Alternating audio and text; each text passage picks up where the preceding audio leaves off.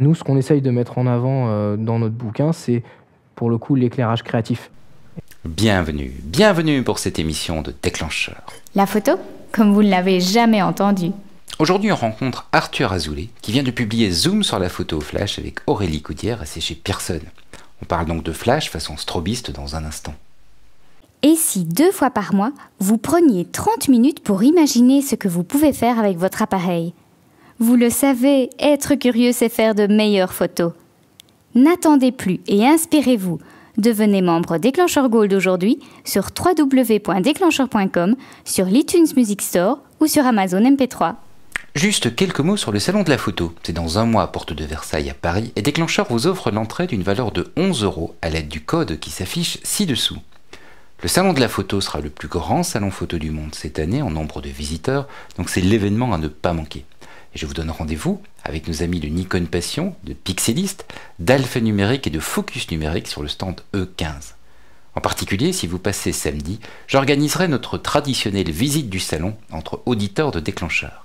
Et toute la semaine, on organise des présentations techniques sur la photo, le stand E15 donc. Et en attendant le salon, voici le flash avec Arthur Azoulay. On a conçu le bouquin par étapes, c'est-à-dire qu'on va commencer par voir ce qu'on est capable de faire avec le petit flash d'appoint qui est embarqué dans l'appareil. Bon, ça reste assez limité, mais dans certains cas, ça peut permettre quand même de sortir de certaines situations difficiles. Après, on va passer sur un chapitre avec une configuration très simple, c'est-à-dire un flash Cobra simplement monté sur la griffe porte-accessoire de l'appareil. Donc, par exemple, avec mon Canon ici, cette configuration-là, qui est là encore assez basique, mais qui permet de commencer à travailler en flash indirect. On fait le chapitre suivant, donc c'est la même chose, mais en flash déporté, pour le coup. On enlève le flash de la Voilà, mais avec une seule tête. Et enfin, le dernier chapitre, donc c'est une introduction au multi-flash, donc c'est comment gérer plusieurs têtes de flash à partir d'un seul et même appareil. On s'est rendu compte que finalement, gérer plusieurs têtes de flash à partir de l'interface de l'écran arrière d'un boîtier, c'est assez compliqué. On peut le faire, mais il faut rentrer dans des menus, sous-menus, c'est pas rapide, c'est souvent les rapports de puissance, justement les puissances des différents flashs sont exprimées en rapport de puissance, donc il faut comprendre un peu la mécanique de présentation des réglages directement dans le boîtier. Alors à mon sens, moi, pour démarrer, c'est beaucoup plus simple de partir tout en manuel et de venir régler manuellement la puissance sur chaque tête plutôt que d'essayer de tout faire directement depuis le boîtier. D'accord. Et alors dans ce cas-là, tu les déclenches comment? Alors il y a pas mal de possibilités. Certains modèles utilisent un mode cellule classique. Donc on utilise le petit flash d'appoint qu'on règle au minimum de sa puissance pour pas que ça intervienne dans l'éclairage de la scène et ça permet de synchroniser les autres flashs en déporté. Il y a des systèmes infrarouges qui permettent de synchroniser donc le boîtier et les flashs récepteurs. Par exemple, chez Canon, pour un 5D Mark II, il existe un module qui s'appelle de mémoire le STE2, qui est un module infrarouge qui permet de synchroniser des flashs Cobra Canon équipés d'un récepteur infrarouge.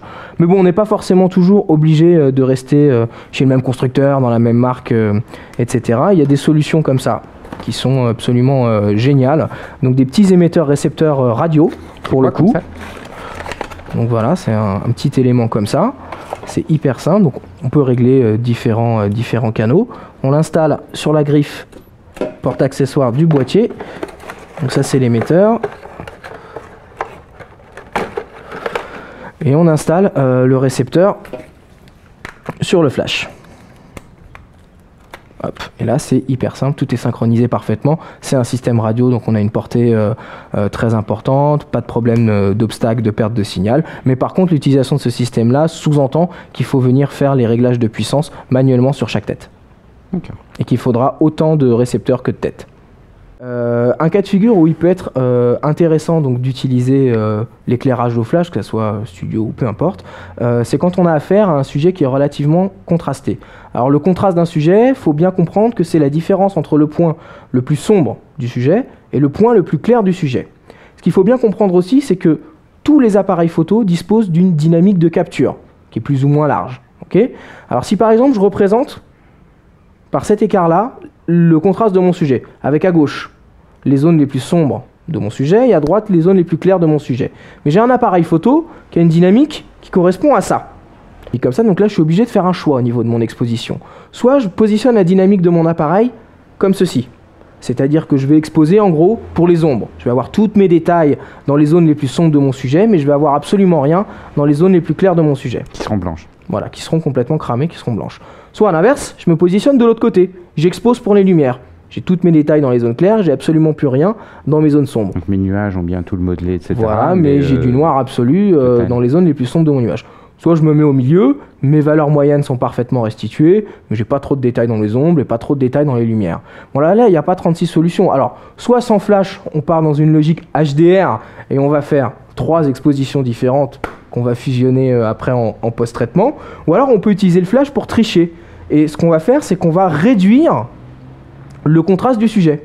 On va venir avec le flash rééclairer, si c'est possible, si le sujet s'y prête, les zones les plus sombres du sujet pour finalement partir d'un contraste initial comme ça et le réduire ici. Et comme ça, en fait. Tant qu'à faire, oui, alors pour le coup, oui, c'est plutôt comme ça. Et le faire venir coïncider avec la dynamique de capture de mon appareil. Donc zoom sur la photo flash d'Arthur Azoulay et Aurélie Coudière, c'est paru chez Pearson et c'est dans toutes les bonnes librairies.